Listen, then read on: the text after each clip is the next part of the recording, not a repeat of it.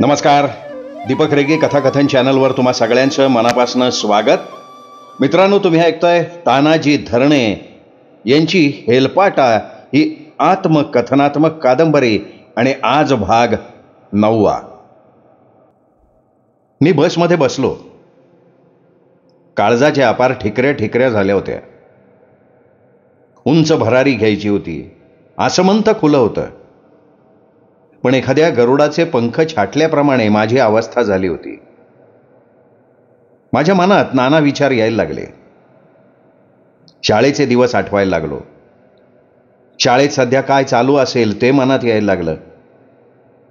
आपण फार मोठी चूक करतो असंही वाटायला लागलं.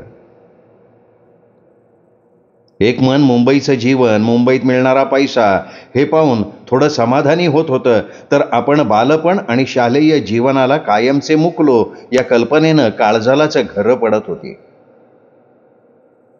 या विचारानं डोळ्यात पाणी तरळत होतं. तोंडाला रुमाल लावून एकटाच बसच्या खिडकीकडे तोंड करून धुमसून धुमसून रडत होतो. आमची एसटी मुंबईच्या दिशेनं जात होती आणि माझं मन भूतकाळात मागे मागे जात होतं. अगदी पहिलीपासूनचं शालेय जीवन भुरकन डोळ्यासमोरनं चमकून गेलं. आपण शाळेला पोरके झालो याची सल मनात खोलवर जात होती. माझं मन आतल्या आत एकसारखं खात होतं. बस खंडाळ्याचा घाट उतरायला लागली. मुंबईच्या पाऊलखुणा दिसायला लागल्या. उंच उंच इमारती, शहराची जीवघेणी गर्दी, प्रचंड ताणतणाव आणि वाहनांचा ताफा दिसायला लागला. रात्री 7 वाजता बस दादरला पोहोचली. तात्यासोबत लोकलनं दादरवरून मालाड स्टेशन गाठलं. संध्याकाळी ट्रेनलाही तोबा गर्दी. कसं तरी बळत चढलो होतो. मालाडवरून रिक्षानं पाचबावडी इथं आलो. रात्र जास्त झाल्यामुळे रात्री तात्यांच्याच रूमवर राहिलो. प्रवासानं शीण खूप आला होता. त्यात बस लागेल, उलटी होईल म्हणून काही खाल्लंही नव्हतं. तसाच मुंबईला आलो. आता आपलं कसं होईल याचं दडपण होतं. रात्री 2 घास खाल्ले, चटकन झोपी गेलो.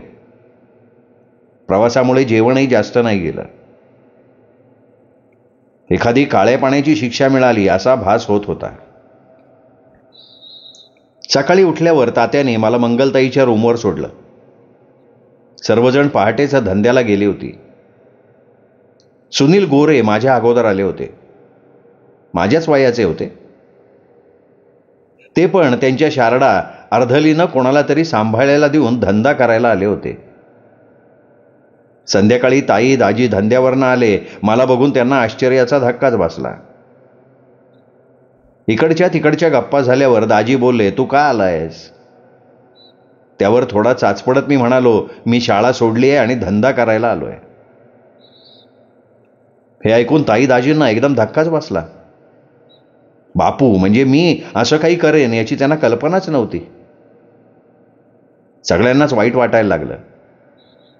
मला सगळ्यांनी खूप समजावलं की असं वेड्यासारखं करू नकोस, शाळा सोडू नकोस, आयुष्यभर पस्तावशील. पण नाही, मी काही कोणाचं ऐकण्याच्या मनस्थितीत नव्हतो. शाळा सोडली तर तुला आमच्यासारखं आयुष्यभर डोक्यावर भाजीची पाटी घेऊन फिरावं लागेल आणि ते तेवढं सोपं नाही. तेव्हा परत विचार कर, माघारी जा, सगळेच दाजी लोक सांगत होते. त्यांच्या त्या विचारानं मी पार भूतकाळात गेलो. मला पहिलं सगळं आठवायला लागलं. राहुला गुऱ्हाळावर असताना जेव्हा परीक्षेचा वार्षिक निकाल लागायचा तेव्हा माझा वर्गात पहिला नंबर यायचा. हे ऐकून भाऊंना आणि घरच्या सगळ्यांना खूप आनंद व्हायचा. जरी आपले वडील शेतमजूर होते, पण माधवनगरमध्ये सगळेजण आमच्याकडे एका वेगळ्याच नजरेनं बघायचे. ते सुख आता आपण कधीही घेऊ शकणार नाही. या विचाराने मनाचा पार कोळसा झाला. मला स्वतःचाच खूप राग यायला लागला. पण घरनं निश्चय करून आलो होतो. 2-3 दिवस घरीच होतो. बाहेर जाऊन फेरफटका मारायचो. तेवढ्या तिथे मला वस्तीवरचे वाल्मिक मामा भेटले. ते सुद्धा धंदा करायला आले होते. कधी आला वगैरे बोलून झाल्यावर मला म्हणाले, ताना माझं ठीक आहे, पण तू तू शाळेत हुशार, शिकला असतास तर ह्या लोकांसारखा बिल्डिंगमध्ये राहिला असतास. आता धंदा करायचा म्हणतोय तर ते कसं सिद्ध होणार, कसं साध्य होणार. मामाचे ते शब्द माझ्या काळजात असंख्य छेद करत होते. खरं आहे, टाक्याचे घाव सोसल्याखेरीज देव पण येत नाही ही म्हण सुद्धा बरोबर आहे. किंवा शाळेत सुविचार म्हणायचो, दुःखाचा डोंगर पार केल्याशिवाय सुखाची हिरवळ दिसत नाही. ती वाक्यही मनात चलबिचल करत होती. काय करावं काही सुचत नव्हतं. आपल्याकडनं चूक झाली आहे हे मात्र मनोमन पटत होतं. समाजात अनेक मोठ्या लोकांनी खूप खस्ता खाल्ल्या आहेत, परिस्थितीनं पोळून निघालेत. त्यातून त्यांनी स्वतःची घडी बसवली आणि समाजासमोर प्रतिकूल परिस्थितीवर मात करून इतिहास घडवला हे सुद्धा आठवत होतं. आनंद यादवांची पाटी आणि पोळी ही कथा वाचून आठवून कित्येक वेळा रडलोही असेन. त्यांच्या अनुभवावर आणि त्यांच्या कार्याच्या संघर्षाचा बोध घेऊन अनेक पिढ्या घडल्या असतील. मग याचा एक भाग आपण का होऊ नये असं सुद्धा वाटायचं. शेवंताताईच्या खोलीच्या वरच्या माळ्यावर बसून दिवसभर हायवेनं जाणाऱ्या रिक्षा बघायचो तेव्हा मला रिक्षांचंही खूप आकर्षण होतं. यात्रेला गावाकडे प्रभू महाळसकर यांचे चिरंजीव पुण्याहून रिक्षा घेऊन सहकुटुंब गावी यायचे. त्यांची रिक्षा सुद्धा चांगली नवरीसारखी नटलेली असायची. ती 2 दिवस वस्तीवर इकडे तिकडे फिरत असायची तर मोठेपणे आपणही शहरात जावं, रिक्षा चालवावी असं वाटायचं. मनात यायचं थोडे दिवस भाजीचा धंदा करू आणि बक्कळ पैसे झाले की मग रिक्षा चालवू, म्हणजे आपलं स्वप्नही पूर्ण होईल. या विचारानं मनाला थोडा धीर यायचा. परंतु घरून निश्चय करून आलो होतो की मुंबईला जाईन, बक्कळ पैसा कमवीन. कारण मुंबईचे लोक गावी आले की त्यांचा वेगळाच बडेजाव असायचा. त्यांच्या खिशात 4 पैसे खुळखुळत असायचे. तसंच आपलंही चांगलं होईल या विचारानं धंदाच करायचा म्हणून सगळ्यांचा नाईलाज झाला. 2-3 दिवसांनी मी अनिल दाजींच्या बरोबर धंद्याला जायचा निर्णय घेतला. सकाळी पहाटे मशिदीवर अल्लाराम व्हायचा. अल्लाराम झाल्यावर सगळे लोक उठायचे आणि सगळे विधी उरकून धंद्याच्या पाट्या उचलून निघून जायचे. मीही पहाटे उठून तयार होऊन अनिल दाजींच्या बरोबर धंद्यासाठी बाहेर पडलो. सकाळी पायी चालत सगळे जात होते तसाच मीही अनिल दाजींच्या बरोबर चालत गेलो. पाचबावडी ते मालाड स्टेशन साधारण 2 किलोमीटर होतं. स्टेशनवर जाऊन तिकीट वगैरे काढलं. लोकलमध्ये मालडब्यात बसून महालक्ष्मी स्टेशनला उतरलो. तिथून 7 रस्ता मार्गे एकदाचं बायखाळा गाठला. मार्केटला गेलो तर तिथे भाजीवाले, विक्रेते आणि गिऱ्हाईक यांचा प्रचंड गोंधळ सुरू होता. अगदी गावरान भाषेत सांगायचं तर भेंडी बाजार सुरू होता. मार्केटमध्ये अनिल दाजींना सगळे ओळखत होते. हा कोण नवीन गडी म्हणून माझ्याकडे सगळेजण वेगळ्याच नजरेनं बघत होते. तर हा मंगलवहिनीचा भाऊ, माझ्या मामाचा मुलगा असं दाजी सगळ्यांना सांगत होते. मार्केटमध्ये जाताच त्यांनी माझ्यासाठी एक कळकीची पाटी घेतली. साधारण 20-25 किलो माल बसेल अशा मापाची. त्याचबरोबर एक तराजू आणि वजनाची काही मापं घेतली. आता माझा धंद्याचा बाणा पूर्ण होत आला होता. अनिल दाजींनी माझ्यासाठी 10 किलो बटाटे आणि 15 किलो कांदे घेतले. टॉवेलची चुंबळ केली आणि 25 किलो मालाची पाटी डोक्यावर ठेवून मी दाजींच्या बरोबर चालू लागलो. अनिल दाजींनी ताजी भाजी घेतली होती. तो माझ्या आयुष्यातला टर्निंग पॉइंट होता. चालत चालतच आम्ही महालक्ष्मी रेल्वे स्टेशन गाठलं. अनिल दाजींना ओझं वाहण्याची सवय होती. मी सुद्धा डोक्यावर गुरांना चारा वगैरे आणत होतो, पण गवत वाहणं वेगळं आणि दगडासारखा बोजा असणारे कांदे बटाटे वाहणे वेगळं हे मला चांगलंच कळलं. बायकाळा मार्केटपासून महालक्ष्मी स्टेशनवर येईपर्यंत डोक्याला खूप थाळ आली होती. एवढा बोजा वाहण्याची सवय नसल्यामुळे अंगातनं घामाचा पाट वाहत होता. मन एखाद्या मेलेल्या मढ्याप्रमाणे अनिलदाजी सांगतील तिकडे चाललं होतं. मन गुलाम झालं होतं. त्याला धंद्यासाठी माल खरेदी करणं, खरेदी केलेला माल फेरीवर जाऊन गिऱ्हाईकांना विकणं आणि 2 पैसे नफा मिळवणं, एवढ्यापुरतं ते सीमित झालं होतं.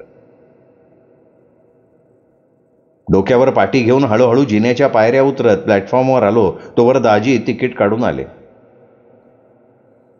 चर्चगेटकडून बोरिवलीकडे जाणाऱ्या लोकलची कार्यालयातून घोषणा झाली तसे सगळे लोक, प्रवासी, फेरीवाले, तसेच मोठ्या मोठ्या पाट्यांमधनं इच्छित स्थळांपर्यंत माल पोहोचवणारे अर्धांड भय्ये लोक गर्दी करायला लागले.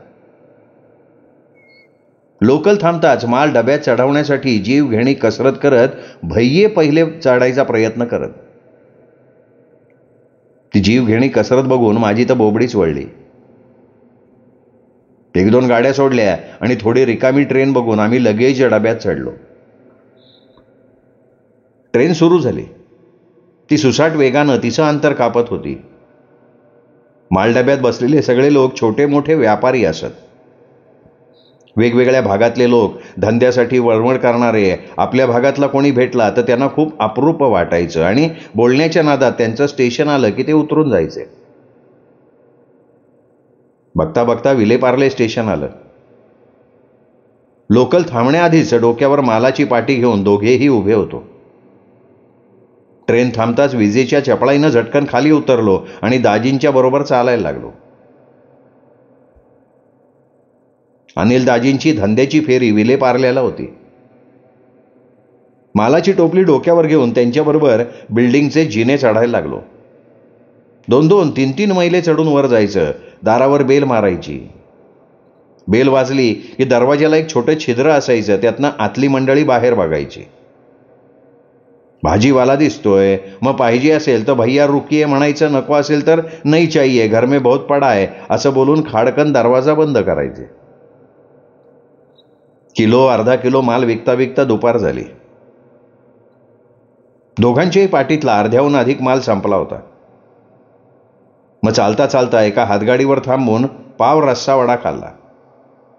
उरलेला माल ख्रिश्चन वाड्यात सस्ता महाग विकून टाकला आणि 5 वाजता सगळा माल संपवून पुन्हा ट्रेन पकडून मालाडला रूमवर गेलो.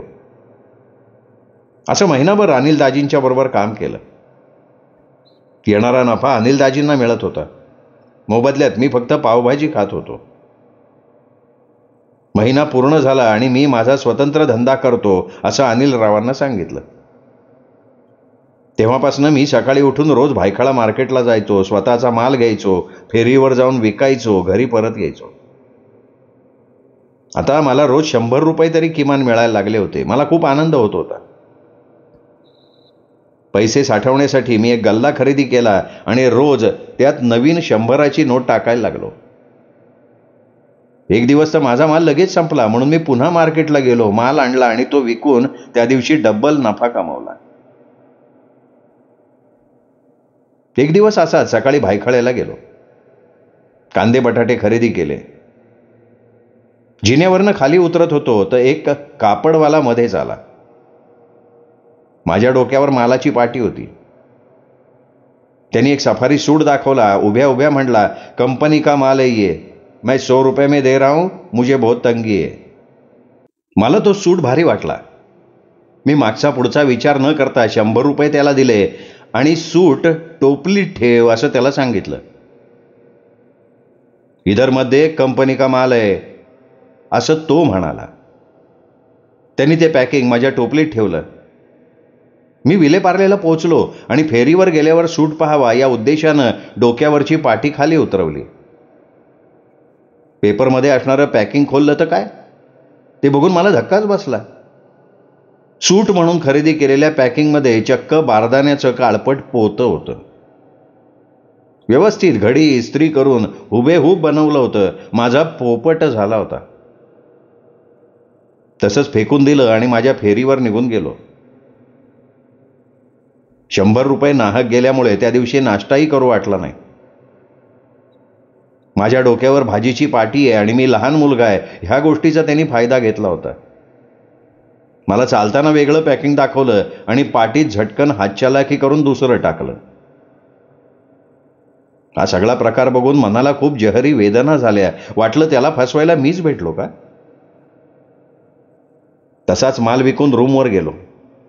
त्या दिवशी गल्ल्यात पैसे नाही टाकता आले.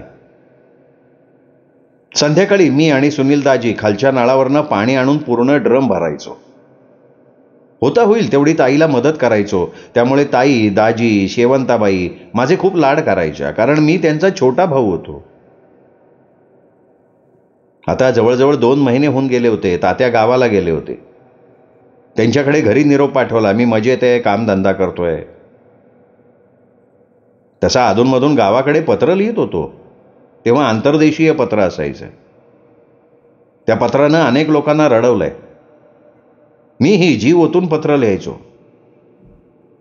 तर घरी भाऊ पत्र वाचताना सगळेच भाऊ, बाई, अण्णा, वहिनी हमसून हमसून रडायचे. त्यांचंही काळीज तिळतिळ तुटत असायचं. एवढंसं पोरगं, शाळा शिकायचं वय, खेळायचं वय, पण ह्या वयात शहाण्या माणसासारखं मुंबईला जाऊन डोक्यावर पाटी घेऊन धंदा करून कुटुंबाला हातभार लावायचं काम करतोय. या गोष्टीचं घरच्यांचं पूर्ण वाडीलाच कौतुक होतं. त्या आंतरदेशीय पत्रातनं मी अनेक वेळा बाईला 100-100 रुपये पाठवले होते. पत्र आलं की बापूनं 100 तरी पाठवले असणार याची बाईला खात्री होती. झटकन तिचं तेलमीठ होऊन जायचं. शिवरात्र जवळ आली होती. शिवरात्रीला सगळेजण गावी जाणार होते. जानेवारी संपून फेब्रुवारी सुरू झाला होता. जसजसं ऊन वाढत होतं तसा सुक्या मिरचीचा सीझन सुरू झाला. इतर सर्वजण वाशी मार्केटवरनं मिरची, धने आणि इतर मसाल्याचे पदार्थ आणून विकत होतो. तसं मग मी पण माझ्या धंद्यात बदल केला आणि हळूहळू मिरची आणून विकायला लागलो. भाजीपाल्यापेक्षा 2 पैसे जास्त मिळायला लागले. तसंच सकाळी पहाटे उठायचंही कमी झालं.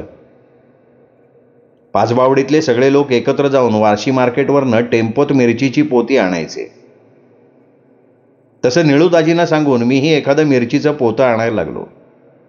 त्याआधी असाच टिच्चून धंदा केला होता. कांदा, बटाटा, लसूण, फळं विकून झाली होती. बोरिवली, कांदिवली या भागातल्या झोपडपट्टीत जायला लागलो होतो. झोपडपट्टीत महाराष्ट्रीयन माणसं भेटायची. मराठी भाषा ऐकून बरं वाटायचं.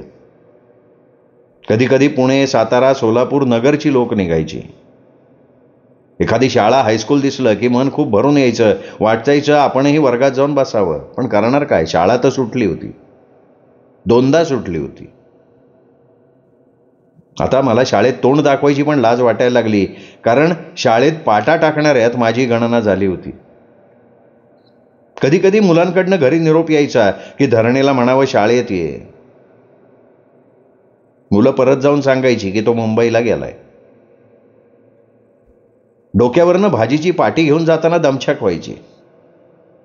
थोडं ओझं हलकं करण्यासाठी रस्त्यावरून जाणाऱ्या व्यक्तीला उतरू लागा म्हणायचो. काही काही महिला आपल्या मुलांना शाळेत घेऊन जाताना दिसायच्या. त्यांना पाटी उतरू लागा म्हणायचो तर त्या तोंडात पुटपुटायच्या. म्हणायच्या बिचारा भैया छोटा आहे, शाळेत शिकायचं त्याचं वय, पण बिचाऱ्याला शाळा काय माहिती असेल. हे ऐकून खूप वेदना व्हायच्या. वाटायचं वर्गात असताना कोणतेही शिक्षक आले, कोणताही धडा शिकवायचा असला तरी मी फटाफटा उत्तरं सांगायचो. सरांनाही मग खूप छान वाटायचं. पुढे महाशिवरात्र आली. महाशिवरात्रीला सगळेच नवीन कपडे घ्यायचे. शिंगाडवाडीची श्रीनाथ म्हस्कोबाची वार्षिक जत्रा असायची, त्यामुळे मला नवीन पॅन्ट शर्ट शिवला. ताई मला जीव लावायची, त्यामुळे माझी तब्येतही छान झाली होती. शिवरात्रीला आम्ही सगळेजण गावी आलो. म्हस्कोबाची जत्रा झाली, बैलगाडा शर्यती झाल्या. यात्रा खूप मोठी भरली होती. यात्रा झाल्यावर मी बॅग भरली आणि थेट आंबळ्याला आलो. आंबळ्याला आल्यावर प्रत्येकजण कुतूहलानं कधी आलास असंच विचारायचे. तब्येत चांगली झाली म्हणायचे. हे ऐकून मलाही जरा बरं वाटायचं. शहरातून आल्यामुळे मला थोडा भावही आला होता. घरी आलो, सगळेजण भेटले. बऱ्याच दिवसांनी आल्यानं बाईला खूप आनंद झाला होता. मला कुठे ठेवू कुठे नको असं झालं होतं तिला. मी आणलेला खाऊ सगळ्यांनी खाल्ला. बाईसाठी आणलेली चहा पावडर, धने, लाल सुकी मिरची, गरम मसाला देऊन टाकला. एवढं सगळं मिळाल्यावर बाईचं पोटच भरलं. तिला गोड खायची इच्छा होईना. इकडच्या तिकडच्या गप्पा झाल्यावर मी आलो म्हणून भाऊ गावातनं वस्तीवर आले होते. भाऊच्या पुढेच मी माझा पैशाचा गल्ला फोडला.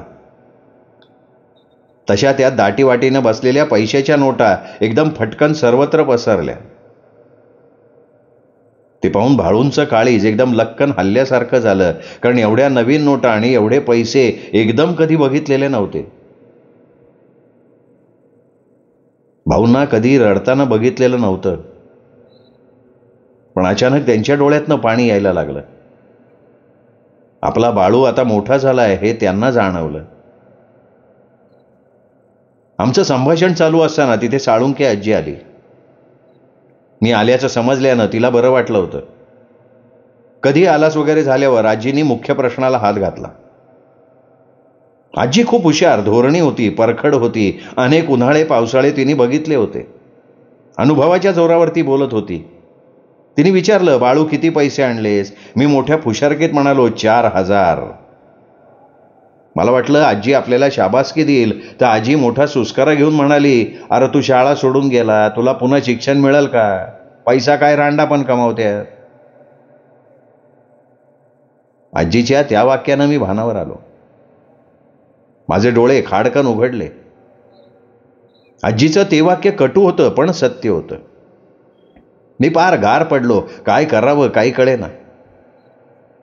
आजी अडाणी होती, पण आजीच्या त्या वाक्यानं माझ्या डोळ्यात अंजन घातलं. आजीनी तेव्हा मला उपदेश केला नसता तर मी आज कुठे असतो. आजी आज हयात नाही, पण तिने दिलेला तो उपदेश मी आयुष्यभर विसरू शकणार नाही हे मात्र नक्की. आजीच्या त्या वाक्यानं माझं जीवन सावरलं. आजीचं ते वाक्य मला जीवनभर प्रेरणा देत राहिलं. काही दिवस गावाला राहून मी पुन्हा मुंबईला गेलो, पण मनात एक खुणगाट नक्की बांधली होती. जून महिन्यात मी पुन्हा 7वीत शाळेला जाणार आणि काहीही झालं तरी किमान 10वीचं शिक्षण पूर्ण करणार. एप्रिल मे महिना चालू होता. शाळेला सुट्टी होती म्हणून मी पुन्हा मुंबईला गेलो. पण माझ्या मनात उत्साह खूप होता. शाळेत जाणार म्हणून मनातून मनोमन सुखावत होतो. एक वेगळीच ऊर्जा संचारल्याप्रमाणे मी अतिशय आनंदानं धंदा पाणी करत होतो. शाळेत जाणार या विचारानं मे महिना कसा गेला ते कळलंही नाही. एक अनामिक शक्ती शरीरात संचार करत होती. जून महिना सुरू झाला. मी मला लागणारं शालेय साहित्य घेऊन आलो. भाऊंना निंबाळकरांकडे काम करून 1 वर्ष झालं होतं. खर्चासाठी वर्षभर पैसे घेतल्यानं सालाचा 1 रुपया सुद्धा फेटला नव्हता. चालतं सोडायचं होतं. त्यामुळे निंबाळकरांचे बाकी असणारे पैसे द्यायचे होते, म्हणून भाऊ मदारीवर बाळासाहेब सकपाळ सरपंच यांच्याकडे आणि अण्णा मारुती संकपाळ यांच्याकडे पुन्हा सालानं राहिले. संदीप छोटा होता. त्याला घेऊन 4 भांडीकुंडी घेऊन घर सोडलं. ते मदारीवर राहायला लागले. 4,500 उचल घेऊन निंबाळकरांचे दिले होते. फक्त 500 रुपये त्यांना वर्ष काढावं लागलं. दुसऱ्यांचे जुने कपडे घालून अण्णा दिवस काढायला लागले. त्याच दरम्यान किशोरचा जन्म झाला. भाऊंनी अर्धे पैसे निंबाळकरांना दिले. ताई बाळंतपणाला होती. उरलेल्या पैशात तिचं बाळंतपण केलं. तिला मुलगा झाला होता. त्याचं नाव रामदास ठेवलं. 1.5 महिन्यानं ताई मुंबईला गेली. माझी शाळा सुरू होऊन मी शाळेत जात होतो. मी सकाळी भाऊंना भाकरी देऊन मदारीवर जायचो. भाकरी देऊन आल्यावर 2 घास खाऊन पुन्हा कारड्याला शाळेत जायचो. शाळा सुरू झाल्यामुळे मी पहिल्याच दिवशी वर्गात जाऊन बसलो. 7वीत सगळी मुलं नवीन होती. हळूहळू अरुण जगदाळे, इम्रान शेख, राजू कोरेकर, संभाजी बांदल, बाळू जगदाळे, लक्ष्मण लंगे, गणेश रोडे, अल्पना जगदाळे, पुष्पलता जगताप, दीपाली लुंकड, मंगल गाडे, रामभाऊ जासूद, कैलास लंगे, सुवर्णा लंगे, कमल लंगे असे छान मित्र मिळाले. मी पण झपाटून अभ्यास करत होतो. सुरुवातीला शिक्षक वर्गात आले की परिचय घ्यायचे आणि मागील वर्षी नापास कोण कोण आहेत याचा शोध घ्यायचे. मला प्रत्येक वेळी उठावं लागायचं. मी ते सगळं पचवलं, कारण माझं जीवन मलाच पुनर्जीवित करायचं होतं. हळूहळू शाळेत मन रमायला लागलं. 7वीला नवीन आलेले पाखरे सर आमचे वर्ग शिक्षक होते. अगदी त्यांची पहिलीच नियुक्ती होती. सर खूप छान शिकवायचे. शिकवताना प्रश्न विचारायचे. माझा मागच्या वर्षी बराच अभ्यास झाला होता, त्यामुळे बऱ्याच अंशी मी बरी उत्तरं द्यायचो. मग त्यांचा माझ्याविषयी असणारा गैरसमज दूर झाला. माझ्याविषयी सगळं जाणून घेतल्यावर त्यांना माझ्याविषयीची आपुलकी वाढायला लागली.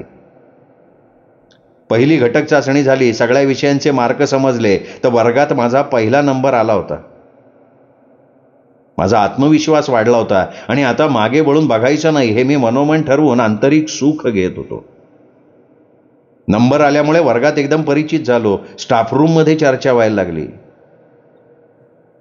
नंतर Patel sir, Deshmukh sir, Chavan sir, Awari sir, Padwal sir, Shelar sir, Gadhave sir, Bhati sir, Awari madam, घाडगे madam, Korekar sir, Durge sir, Vaval sir, Walunj sir, Jadhav sir, Gondkar madam, Shaikh madam, Pakhare sir, या सर्वांनाच मी परिचित झालो. त्यांच्या कौतुकानं मन भरून येत होतं. घरची परिस्थिती खूप हालाकीची आहे हे मी विसरून गेलो. त्यातच माझ्या जीवनात एक वेगळी क्रांती आली. मी माझ्या तोडक्या मोडक्या कविता कागदावर उतरवायला लागलो. मी पहिली कविता 8 जुलै 1989 रोजी लिहिली. सूर्य कसा सकाळच्या प्रहरी हळूच डोकावतो, जणू त्याच्याच किरणांनी धरती पुनर्जन्म घेते. त्याच्या शीतल प्रकाशानं धरती उजाळून निघे, त्याच्याच प्रकाशानं झाडवेली वाढतात. जणू त्याच्याच कृपेने धरतीवरती प्राणी जात, तोच न करता भेदभाव सर्वा देई, शीतल प्रकाश राखी सर्वा समभाव. शाळेत आल्यावर पाखरे सरांना भीतभीत कविता दाखवली. अजून 2-3 कविता वहीवर लिहून ठेवल्या होत्या. सरांनी वाचून बघितल्या, मुलांना वाचून दाखवल्या. बघता बघता मुलांना त्या आवडायला लागल्या. पुढे सगळ्या शिक्षकांना हे माहिती झालं. एकदा न्हावरेचे सरपंच आनंदाराम आचार्य अंदू महाराज यांनी शाळेला भेट दिली.